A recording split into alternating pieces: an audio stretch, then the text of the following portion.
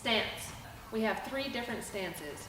We have passive stance, which is just whatever, not ready at all, which is something in self-defense we are going to use. We also have semi-passive stance, where your feet are side by side, hands are up. So maybe you don't have enough time to get your feet ready, but you can at least get your hands up. And then we have our fighting stance. Here.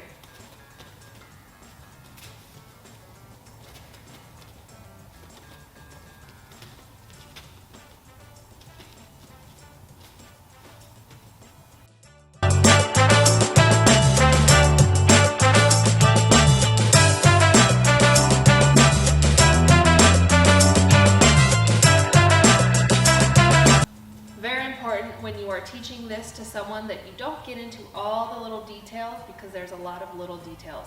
So first question, are you left or right-handed? Right-handed, great. Left leg forward and hands up. That's usually what I start with. Now sometimes they'll be leaning back or something crazy, so I tell them keep that weight on your front foot, even in between your legs, but don't have that weight on your back foot. Back heel slightly off the ground. We don't want a stiletto here, some people exaggerate it a lot, just slightly off the ground. That tells us your weight is in the right place. All right, hands. Now, in self-defense, if you find yourself in a situation and someone, is maybe being aggressive and you have to get into a stance, you feel the need to get into a stance.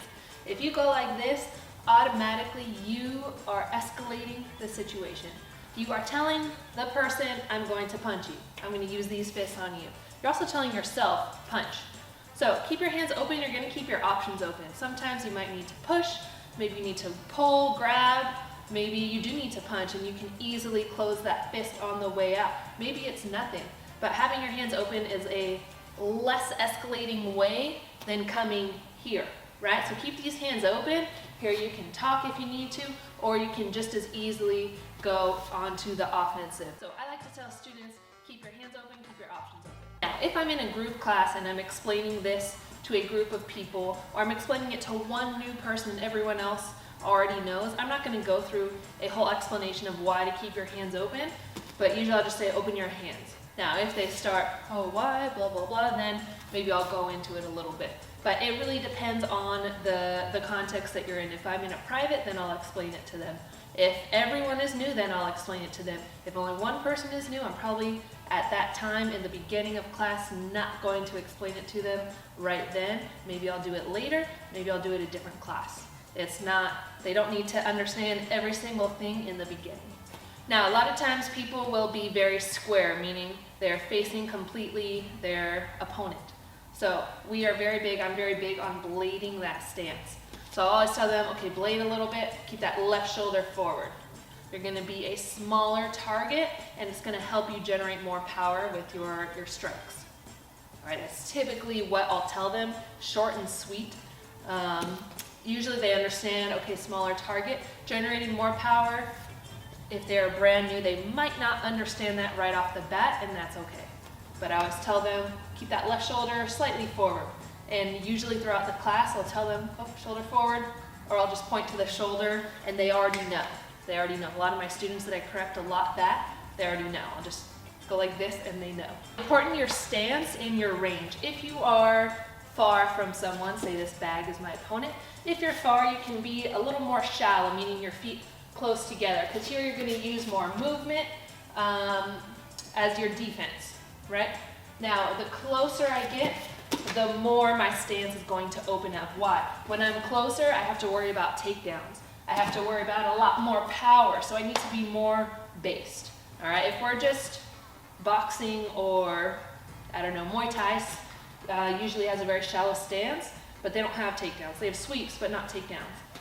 Be more MMA, wrestling, you got a big stance. All right, so that's what we need when we are closer.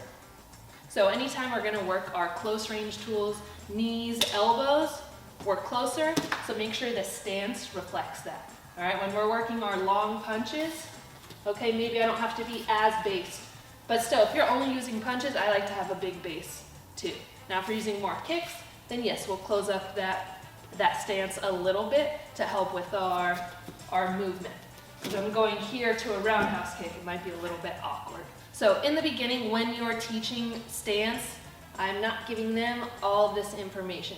The goal is to get people in it as soon as possible. Left leg forward, hands up. Boom. Done. You don't need to explain everything. Now, based on what they do, okay, put that weight a little more on that front leg. Okay, put that shoulder a little forward.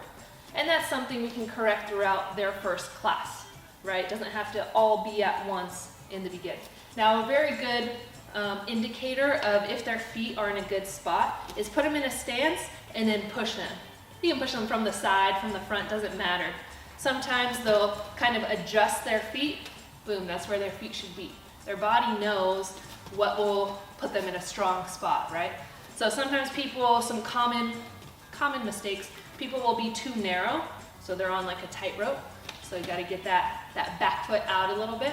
Sometimes they'll be too wide, too square, too shallow, or again, maybe their weight is in a weird place. Straight up is a big one.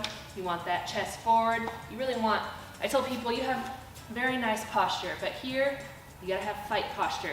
So fight posture, you wanna crunch that stomach around that back, shrug those shoulders and keep that chest forward. All right, that's gonna prime your body for impact is what I like to tell people. These are the basics of stance. Again, depending on your range and what you're doing, your stance will change. And I always tell people, because sometimes the stance feels awkward at first. It takes time. It takes time to figure out what works for you. Everyone's different. Everyone's different sizes, different body types, different movement. So their stance will be slightly different. It's not like everyone has to be 12 inches from heel to heel. It's going to be different for everyone. And again, it's always going to depend on the context. So I tell people, it takes time. You're going to just have to play with it, see what feels good for you, right? When I used to shadow box sometimes, I wouldn't throw punches. I would just be working on my stance.